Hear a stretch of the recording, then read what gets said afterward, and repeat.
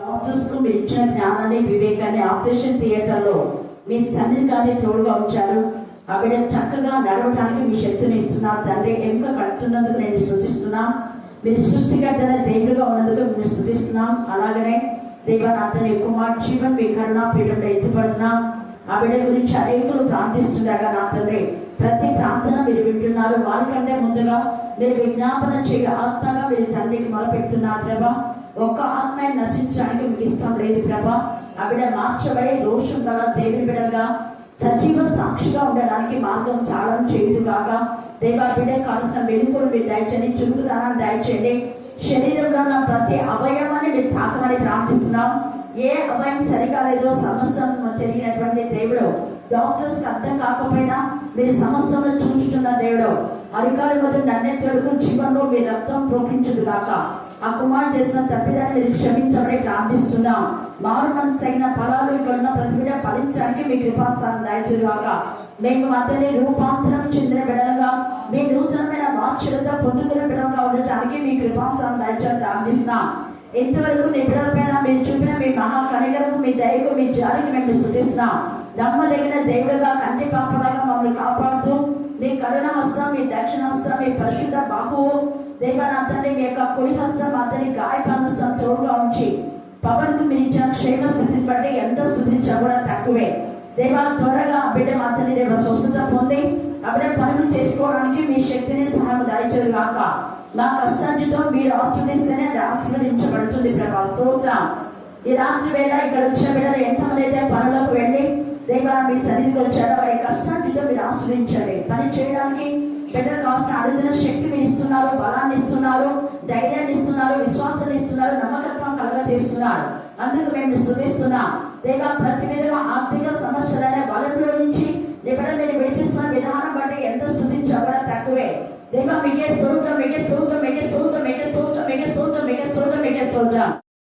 మీ దోష శిక్ష సమాప్తమైన చెప్పండి అందరూ.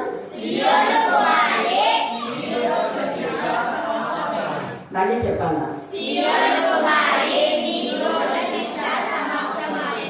ఈ రాత్రి వేళ సియోను కుమారి యొక్క దోష శిక్షను దేవుడు సమాప్తి చేస్తున్నాడు.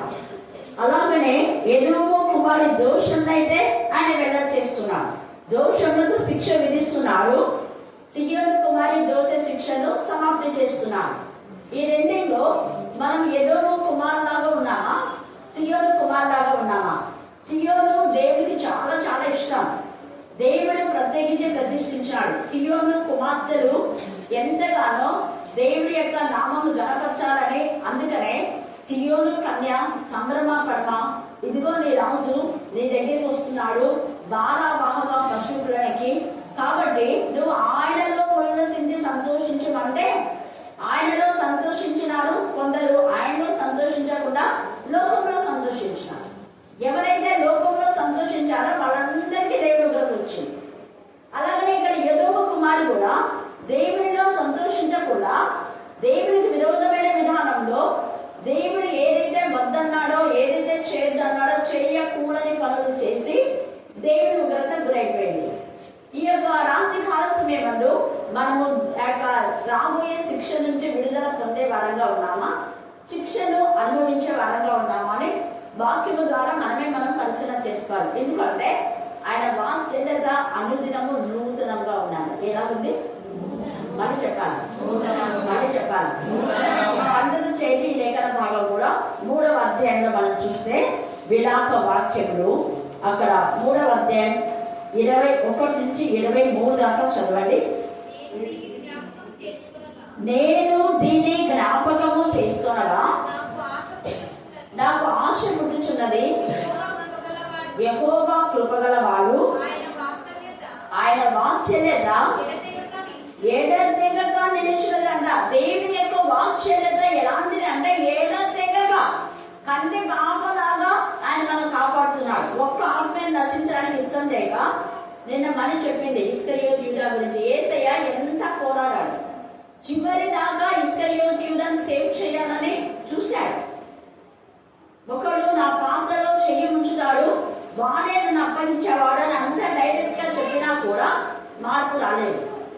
నేను తెలిసిపోయాను కదా నేనని ఏసై అని గుండె పగిలి ఏడ్చాలి. ఏసై శిష్యుడుగా ఉండి నేనే ఆయన అప్పగిస్తున్నా అని చెప్పేస్తున్నాడు. ఎవరు మొదట ముంచుతారో అంటే అక్కడ ఉండే 12 మంది. 12 మందిలో ఎవరో ఒకరిని ఇస్కరియోతు యూదాకు తెలుసు, మిగతా వాళ్ళకి తెలియదు. మొదట ముక్క ఉంచిన వాడే అన్నాడు. కానీ ఇంకా ఇస్కరియోతు యూదా ఊరికి ఏదో మాట్లాడినట్టుండి ఉంచాడు, అది ఎవరు తెలియకుండా. వీళ్ళు అనుకున్నారు ఏదో మాట్లాడుతున్నారు అనుకున్నాడు. ఎవరు నుంచి అనుభవం మొదటి ముక్క కనపడలేదు. ఎవరికి కనపడకుండా దగ్గరికి వేసే దగ్గరికి వచ్చి ఆ ముఖం ఉంచాడు. అప్పుడే సాతాను వాడిలో ప్రవేశించింది. చూడండి, ప్రభు వలలో పాలు పొందితే మనం ప్రభును ప్రకటించే వాళ్ళగా ఉండాలి. ప్రభు వలలో పాలు పొందితే ప్రభు యొక్క గుణలక్షణాలు మనం కలిగి ఉండాలి. యథార్థంగా, నిజాయితీగా, మహిమకరంగా దేవుని ఘనపరిచే విధానంలో, ప్రకటించే విధానంలో ఉండాలి. కానీ ఇతను ఎప్పుడైతే తీసుకున్నాడో అదివల్లో ప్రకటించాడు, అదివల్లో అద్భుతాలు చేశాడు, అదివల్లో పరిశుద్ధాత్మ పొందుకున్నాడు. బట్ ఎప్పుడైతే ప్రభు వలలో పాలు పొందిన వెంటనే సాతాను అతన్ని తీసుకుని పోయింది. మనం కూడా ఇలాగున్నామేమో, దోష భరితమై ఉన్నామేమో, ప్రభు వలలో పాలు పొంది కూడా అపవాది యొక్క ఊరిలో ఉన్నామేమో, అపవాది యొక్క బంధకాలు, అపవాది యొక్క చేతుల్లో బంధింపబడి ఉన్నామేమో. మరి ఆత్మ పరిశీలన చేసుకోవాలి. ఇక్కడ యెహోవా కుమారు కూడా అపవాది యొక్క చేతుల్లో ఉంది. కానీ దేవుని యొక్క వాత్సల్యత ఎంత ఇదిగా ఉందని అక్కడ జ్ఞాపకం చేసుకుంటున్నారు. ఎవరు జ్ఞాపకం చేసుకున్నారు అంటే సియోన్ కుమార్. హల్లెలూయా, హల్లెలూయా. తప్పు చేసింది, తప్పు తెలుసుకుంది, తప్పు ఒప్పేసుకుంది, ఇక మీద చెయ్యని ప్రధాని గుండె పగలేలా ఏం చేసింది. అందుకని దేవుడు సియోన్ పైన కనికరం చూపించాడు. అందుకని అనుదినము నూతనమైన వాత్సల్యతల గురించి జ్ఞాపకం చేసుకొని అంటున్నారు. చూడండి ఏమంటున్నాడు, నాకు ఆశ పుట్టించున్నది యెహోవా కృపగలవాడు, ఆయన వాత్సల్యత ఎడతెక్క నిలిచినది కనుక మనం నిర్మూలం కాకుండా వాళ్ళము అని చెప్తుంది. కాన్ఫిడెన్స్ గా ఇక్కడ చెప్తున్నారు. ఎంత చక్కగా ఫ్యూచర్ టెన్స్ లో చెప్తున్నారు. రాబోయే జీవితంలో కూడా మనం కాము, మనం ఎప్పుడో నిర్మూలం అవుతామని కూడా చెప్పలేదు. ఖచ్చితంగా మనం నిర్మూలం కాము. ఈ హోప్ మనకుందా? జీవం గల నిరీక్షణతో మనం ముందుకు సాగుతున్నామా? దేవుని పైన నిజమైన నమ్మకం, నిరీక్షణ, ఆశ, నిగ్రహం మనం కలిగి ఉండాలి. ఆశ ఉండాలి కానీ దురాశ కాదు. మనం ఏ ఆశ కలిగి ఉండాలంటే దేవుని పట్ల కాంక్ష, తపన, తృష్ణ, అపేక్ష, దేవుని యొక్క మరి ఆ యొక్క నామంలో గణపరుస్తూ ఆయనతో ఉండాలనే ఒక ఆశ, ఒక తపన, ఒక తృష్ణ. అందుకనే తప్పు తెలుసుకున్నారు, పశ్చాత్తాపన్నారు, ఇక మీద పాపం చేయకూడదు అనుకున్నారు. అందుకే నేను ఇక మీద పాపం చేయగానే నిర్మలం కాదు. సింపుల్. పాపం చేస్తే మనం నిర్మలం అవుతారు అంతే. ఇక మానేసుకున్నాం పాపం, దేవైకి ఎప్పుడు చేయం. నువ్వు వాత్సల్యత గల దేవుడు కదా, మేము గతంలో చేసిన పాపను జ్ఞాపకం చేసుకున్నాం, క్షమించు. అందుకనే నువ్వు కృపగల వాడవని జ్ఞాపకం చేసుకున్నాడు. ఆయన వాత్సల్యత ఎడతెగా నిలిచిన కనుక మనం నిర్మూలం కాకున్న వారము. అనుదినము నూతనంగా ఆయనకు వాత్సల్యత అనుదినం అంట. ఎంత బాగుంది. హల్లెలూయా, హల్లెలూయా. ఈ అనుదినము నూతనమైన వాత్సల్యత ఎవరిపైన దేవుడు చూపిస్తాడు అంటే అనుదినము ఆయన గడప వద్ద చేరి, ఆయన ద్వారబంధం వద్ద చేరి ఆయన ఉపదేశం వినేవారు, ఆయన వాక్యం పద్ధతి చేసేవారు, వాక్యం వినేవారు, అనుదినం వాక్యం చదివేవారు. ఎప్పుడో ఒకసారి బైబిల్ దుమ్ము దులిపేసి బైబిల్ తీసుకొచ్చి ఇక్కడ చూసేది కాదు. అనుదినము ఆయన స్వరాన్ని వినాలి, అనుదినము వాక్యం చదవడం వస్తే చదవాలి, అనుదినము ధ్యానించాలి, అనుదినము ప్రకటించాలి. కారణం ప్రభు బలలో మనం పాల్పొందే కదా. పాల్పొందిన మీరు ఆయన మరణం ప్రచురించరు. ఎంతవరకు? మన మరణం వరకు ఆయన రాకడ వరకు. ఒకరోజు ప్రకటించడం కాదు. చాలా మంది ఒకరోజు సాక్ష్యం చెప్పడం లేదు కాబట్టి మరణ వాళ్ళ ఇళ్లలో దురాత్మలు, శోధనలు, వేదనలు. మరణ ఎంత సాక్ష్యం చెప్పాలి? సాక్ష్యం చెప్పకుండా ఏదైనా చెప్తుంటా ఊరికే. ఈరోజు నేను ఒక అదేనా ఊరికే వ్యర్థంగా ఏడ్చడం కాదు. దేవుడు ఎంతమందికి నువ్వు సాక్ష్యం చెప్పాడు? ఆన్సర్లు దేవుడు చేసిన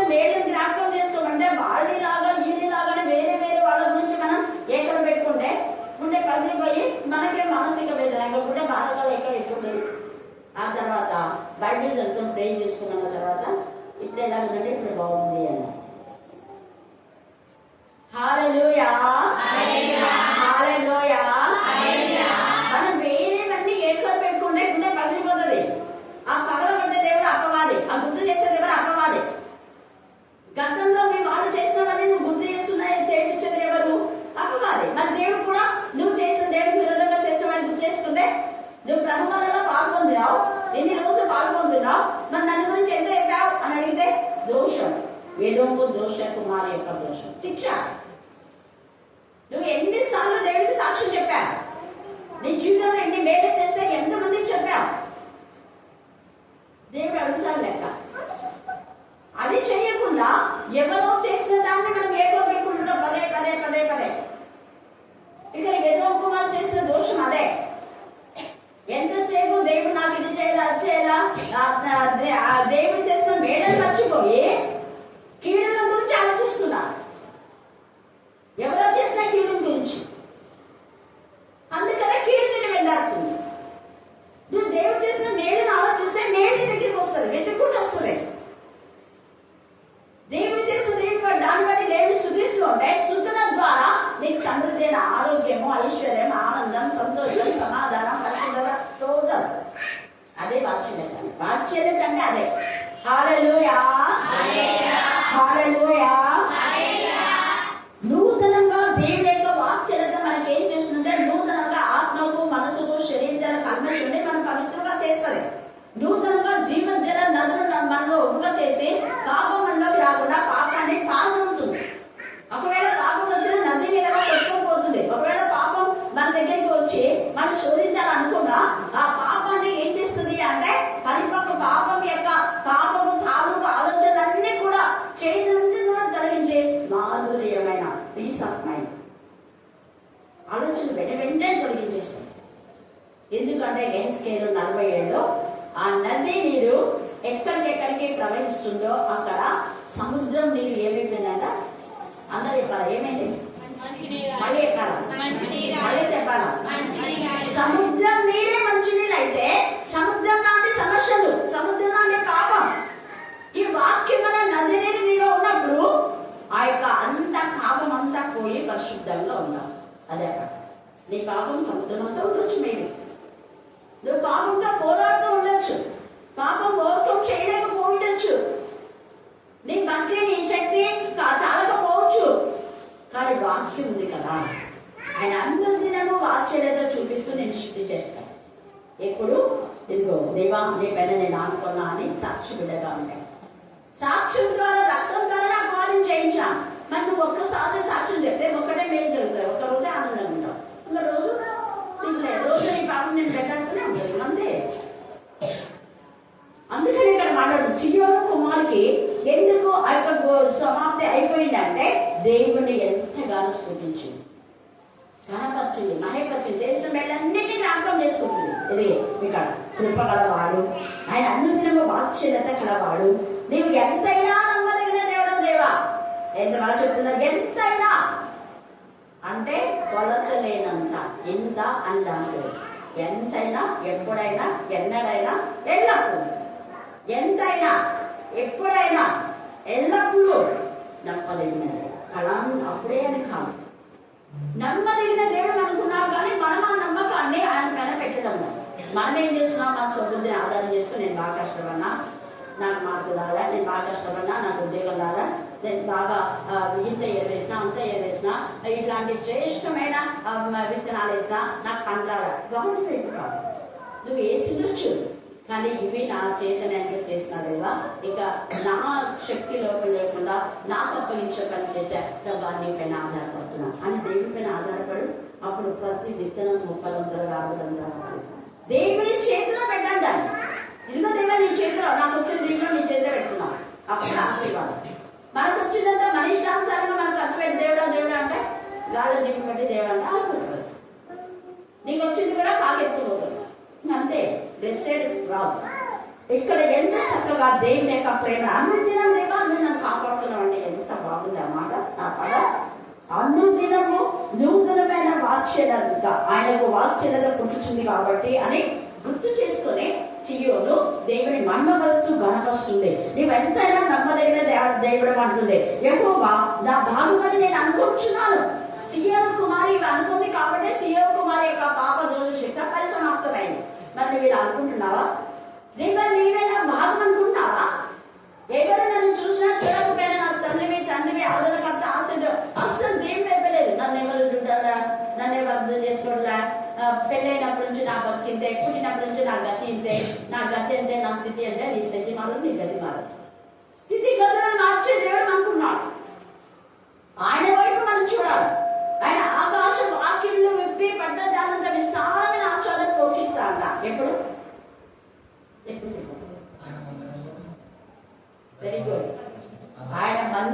సమృద్ధిగా.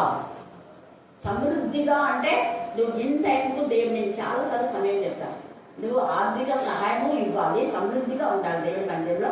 నీ లైఫ్ కూడా సమృద్ధిగా ఉండాలి. నీ మనసు నిండా ప్రభు నింపుకోవాలి. మనసు నిండా మనసారా ప్రభును స్తుతించాలి, కనపరచాలి. మనసారా ఇందాక పాడారు పిల్లలు, మనసారా. ఎక్కడో మైండ్ పెట్టుకొని పాడడం, ఎక్కడో మైండ్ పెట్టుకొని కామ్ చేయడం, ఎక్కడో ఇంకొకటి ఏదో ఆలోచన పెట్టుకొని వాక్యం చెప్పడం కాదు. మనసారా దేవుని వాక్యం ప్రకటించి స్తుతించి కనపరిస్తే అసలు మనకు గుర్తుండకూడదు. ఈరోజు అదే అయింది నాకు. నేనేమంటున్నా, ప్రార్థన చేసుకుంటూనే ఉన్నా, ఏదో పాట పెట్టినప్పుడు పోయి తొందరగా ఇది పాట పెట్టలేదు కదా ఈరోజు, చూసినారా? అది సైతాన్ని ఎంత గ్రహించలేదు. నేను టైం చూసుకోవాలా, చూసుకోకుండా నా పడికి నేను ధ్యానం చేసుకుంటానే అన్నా. టైం చూస్తే 10 నిమిషాలు ఉంది. అయిపోయి 10 నిమిషాలు నేను తయారు వెంటనే చిన్నానమాట. హల్లెలూయా, స్టార్టింగ్ ప్రేయర్ చేయమని చెప్పి పిల్లలు వెంటనే చిన్నారు. ఉన్న కాలంలో దేవుడు మనల్ని ఆశీర్వదిస్తాడు. ఇంకా ఆ తర్వాత వెంటనే పిల్లలు మహి కూడా ఇక్కడ సెలవు మహి ఈ మధ్య చిన్నారు, వీళ్ళంతా ఇన్ టైం వస్తున్నారు. హల్లెలూయా, హల్లెలూయా. అందుకనే దేవుడు ఇక్కడ ఎంత చక్కగా సియోను కుమార్ అంటున్నందుకు, అందుకు ఆమె దోష శిక్ష సమాప్తి అయిపోయింది. కాబట్టి దోష శిక్ష ఎప్పుడైతే సమాప్తి అయిపోతుందో, దోషం అన్నది పాపం, దోషం అనేది శాపం, దోషం అన్నది ఆశీర్వాదం రాకుండా అడ్డుకుంటుంది. దేవుడికి మనకు పాపం అనే అడ్డు కూడా ఉంటుంది. అందుకే మీరు ప్రార్థన చేసినా మీ ప్రార్థన వినకున్నాను అంటాడు 59లో. ఎప్పుడైతే ఈ పాపం అనే అడ్డు కూడా తొలగిపోతుందో, నిరాటంగా ఆకాశం వాక్యం పెద్ద ధ్యానంతో ఇస్తారని ఆశీర్వాదం. నువ్వు అనుకో, ఊహించాలి. నువ్వు అడిగిన దానికంటే ఊహించిన దానికంటే అధికమైన మేమిస్తాడు. ఓ ఇది దేవా అన్నం ప్రవర్తిస్తాడు. ఇంకా చాలు దేవా, వాడైతే కదా దేవుడు మందిరంలో తీసుకుంటే ఎక్కువ రాసి ఎక్కువైపోయింది, ఎక్కువ రాసి అయిపోయిందని మోజస్ ఏమన్నాడు, ఇంకా చాలు ఎండి అన్నాక అన్ని నిండిపోయినాయి, గదులన్నీ నిండిపోయినాయి అంటే చాలు ఎండి ఇంకా అన్నాను. అది అందరికీ సమృద్ధిగా పనిచేస్తున్నాం. మరి మనకున్నది అందరికి సమృద్ధిగా పంచుతున్నామా? అపోస్తలుల దగ్గర పెట్టినప్పుడు వాళ్ళందరూ సమిష్టిగా పంచుకున్నారు. సమిష్టిగా పంచుకున్నారు కాబట్టి ఎవరికి తక్కువ కాలేదు. మరి ఒక దగ్గర ఒక 4 లక్షలు ఉంటే ఇస్తారా? వేరే వాళ్ళకి ఇవ్వాలి. అదే బ్యాంక్ లో పెట్టుకుంటారు. బ్యాంక్ లో పెడితే వడ్డీ వస్తుందా రాదా? చెప్పాలి అందరు. బ్యాంక్ లో వడ్డీ వస్తుందా రాదా?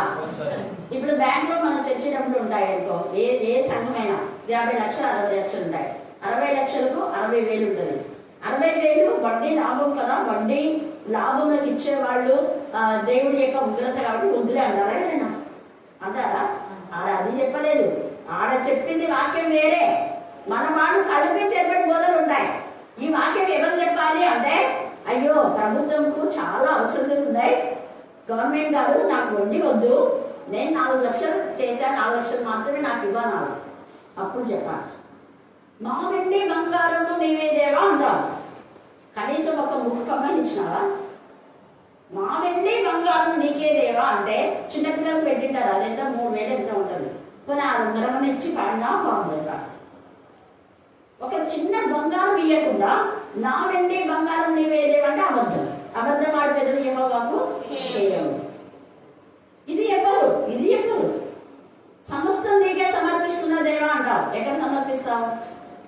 ఎక్కడ సమర్పిస్తున్నావు? సమర్పిస్తే పాడు, సమర్పించే వాళ్ళు పాడాలి. మగ్ధలేనే మరి సమస్తం సమర్పించింది వెండి బంగారం అని ఆమె పాడొచ్చు. ఇంకా ఎవరైనా ఇచ్చిన వాళ్ళు పాడొచ్చు.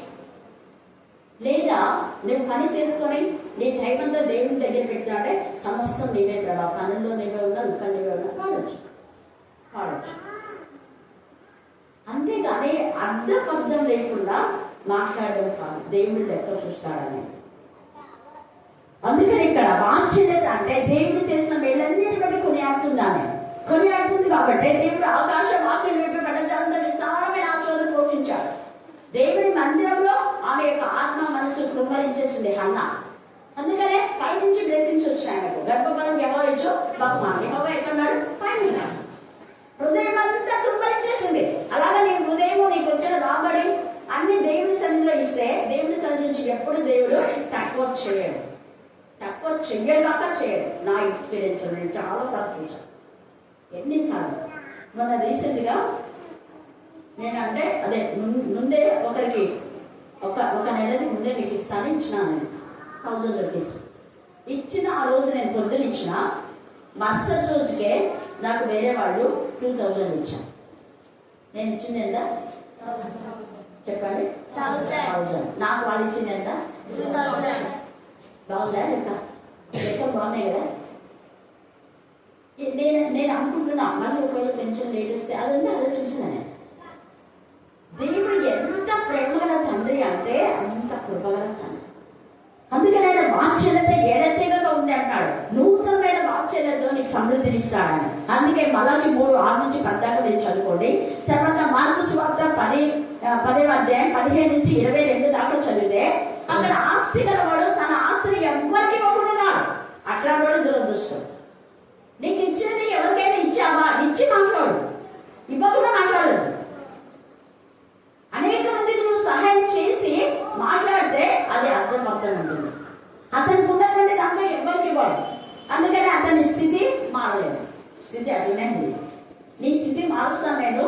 ముందు నీదెంతా పోయి నువ్వు నీదే తింటున్నావు, వేరే వాళ్ళకి పోనిది నీ ఆస్తిలో అని అంటే వాడు ఇవ్వలే.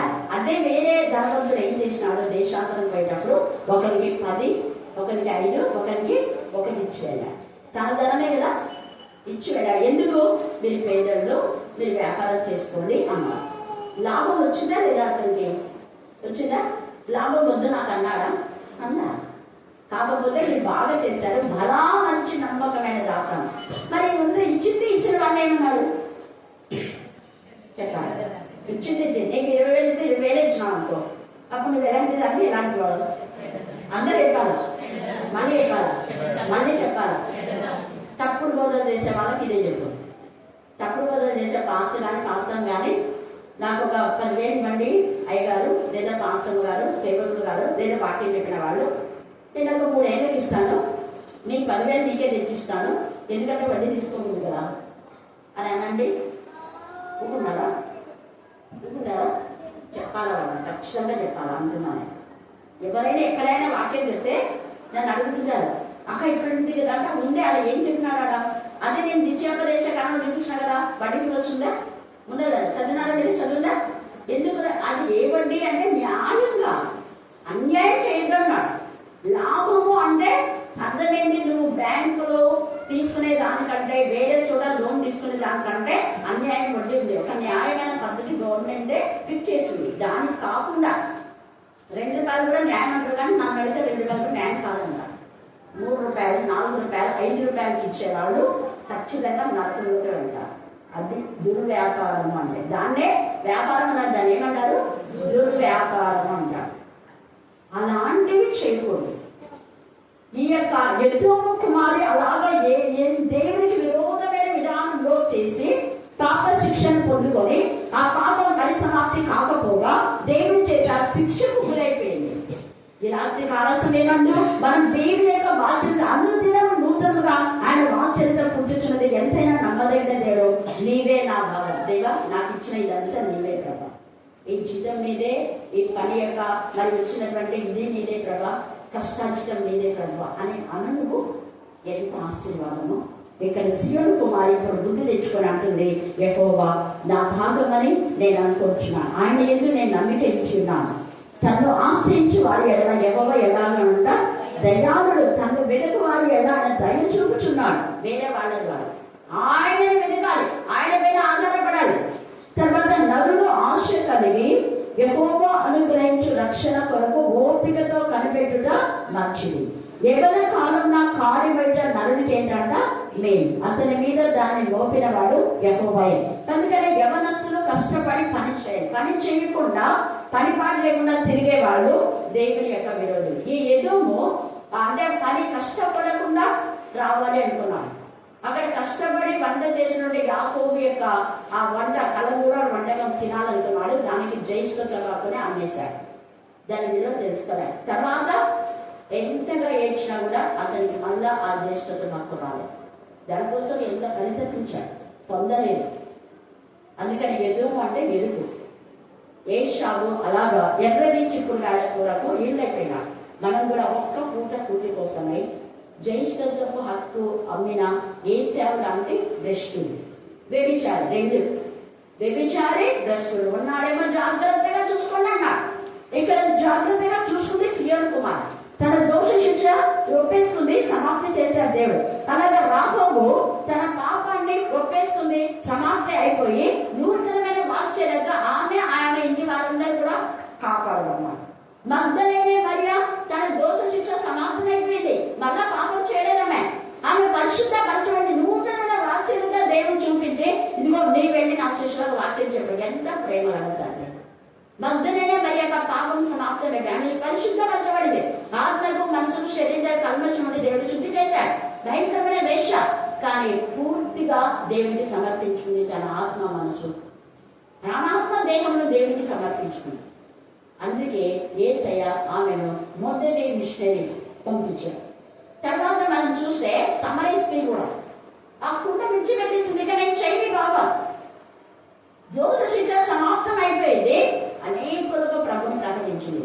దోష శిక్ష సమాప్తం అయిన వాళ్ళు ప్రభుని ప్రకటిస్తారు. ప్రభు యొక్క శరీరంలో రక్తంలో పాల్గొందామని మనం శుద్ధి చేయమన్నా. ఏసై మనలో ఉన్నాడు, ఏసై మనలో జీవిస్తున్నాడు. పరిశుద్ధాత్మ కవయం మనకు ఉంది. క్రీస్తును ధరించవాలనే వాక్యం, ఆ వాక్యం మనం కవర్ చేసి పవన్ వాక్యమే కాపాడింది. ఆదివారం రోజులు ఎక్కడ వాడు పనికి వెళ్ళేవాళ్ళు, వెళ్ళొద్దని చెప్పారు. సజీవ కూడా ఆదివారం వస్తున్నాడు. అందుకే దేవుడు ఆ ఇద్దరు అందరికీ ఒకటే, వాడికి తగలలేదు వీళ్ళిద్దరు, వాడికి తగల వీళ్ళిద్దరు అట్లా అనుకోకూడదు. ఎందుకు తగలేదని ఆత్మపరిశీలన చేసుకోవాలి. నేను అదే చెప్పచ్చు హాస్పిటల్ అందరూ చెప్తాను కదా.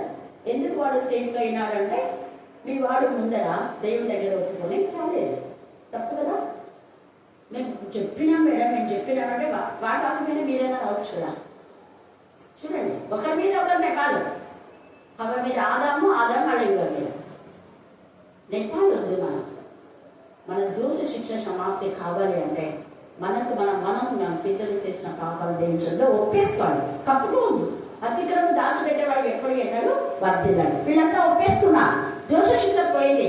అలాగే బానిస వృద్ధిలో ఉన్నటువంటి ఎస్తేరు మొద్దకై కన్నీటి ప్రార్థన ద్వారా వాళ్ళ బానిసతో కొట్టుకుపోయింది. నది నీరు బానిసత్వాన్ని కొట్టేసింది. వాళ్ళందరూ కూడా స్వాతంత్రం ఇచ్చింది. ఎలాంటి స్వాతంత్రం ఇచ్చినదిగా గేట్ కీపర్ నుంచి ప్రధానమంత్రి. హల్లెలూయా, హల్లెలూయా, హల్లెలూయా. బానిస బాలిక మహారాణి అయిపోయింది.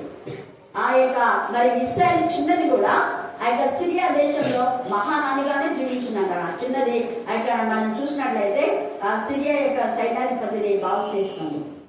హల్లెలూయా, హల్లెలూయా. కాబట్టి సమయమందు యెషయా 49:15-16 స్త్రీ తన గర్భంలో పుట్టిన బిడ్డను వచ్చిన వారిని వరుసగా నేను మనం దేవుని వాక్యత నూతనంగా యోహాను సువార్త 15:1-17 దాకా చదివితే ఆయన మనకు ఇంకా ఫలించాలని పనికి రావన్నీ తీసేస్తాను. నీ జీవితంలో నీ లైఫ్ లో పనికి రావన్నీ ఆయన తీసేస్తాను. కారణం వాక్యం నీలో ఆయనలో ఉంటే, వాక్యం లోతుల్లో మనం వెళ్ళినప్పుడు. తర్వాత గలతీ 2:19-20 కూడా మీరు చదువుకోండి. తర్వాత ఎఫెసీ 2:8-10 కూడా మీరు చదువుకోండి. ఈ యొక్క లేఖన భాగాలను కూడా యెషయా 66:13 ఒకరి తల్లి వారిని ఆదరించినట్టు నేను ఏం చేస్తా, దేవుని సన్నిధిలో తల్లి యొక్క ప్రేమను మనం పొందుకోవాలి. అలాగా దేవుడు మనకు నూతన వాక్యత ఆయన చూపిస్తున్నాడు. కాబట్టి సియోను కుమారి దోష శిక్ష సమాప్తి అయిపోయింది. మరి మన దోష శిక్ష సమాప్తి అయిందా, లేక ఎదోము కుమారులలో పాపాన్ని కప్పేసుకొని పాపాన్ని విడిచిపెట్టకుండా ఆయన శిక్షకు మనం గురవుతున్నామా, ఆత్మ ప్రదర్శన చేసుకొని దేవుడి యొక్క మరి ఆశీర్వాదాలు మనం పొందుతున్నాం. దేవుడిని లేఖన భాగం దీవించి ఆశీర్వదించుగాక. ఆమేన్, ఆమేన్ అన్నా. ఈ సమయం ప్రార్థన సజీవంగా మనం ప్రార్థన.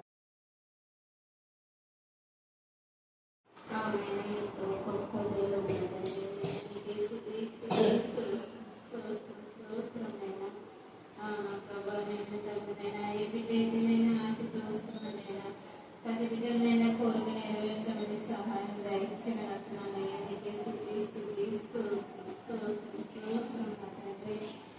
మా తండ్రి నేను ఏ బిడ్డ ఏదైనా కష్టాలతో బాధలతోనైనా ప్రతి బిడ్డకి నా తండ్రి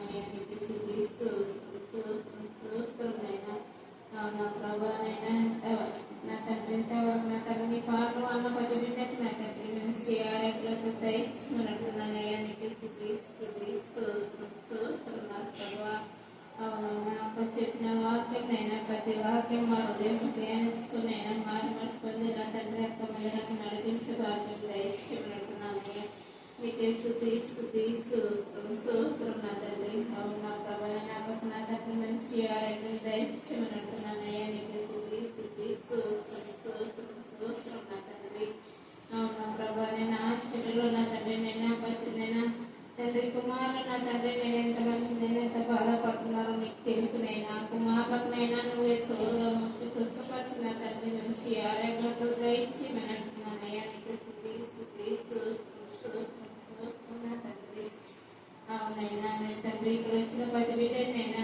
ఆశీర్వదించమని వేడుకున్నాను ప్రభా అవునైనా ఈ కొద్ది పాటనైనా సమర్పించి అడిగి వేడుకున్నాను తర్వాత తండ్రి